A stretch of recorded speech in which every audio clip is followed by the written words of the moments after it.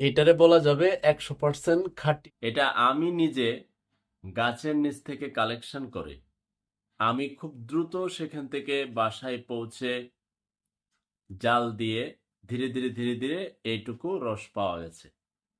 তো 4 কেজি রস সেখান থেকে এই 250 গ্রামের মতো পাওয়া গেছে। এখন এটা কত টাকা কেজি বললো তাহলে? আমাদের এদিকে যেহেতু খেজুর গাছ খুব প্রচুর পরিমাণে নেই, যার কারণে এখানে খেজুরের রস মাত্রাতিরিক্ত দাম 120 150 পর্যন্ত বিক্রি হয়। তো সেই হিসেবে এখানে 4 কেজি রসের মূল্য পড়ে প্রায় 600 টাকা।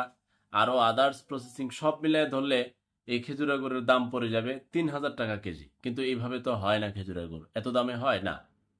তো যে অঞ্চলে খেজুরের গাছ প্রচুর সেই অঞ্চলে 20 টাকা লিটার হতে পারে খেজুরের রস।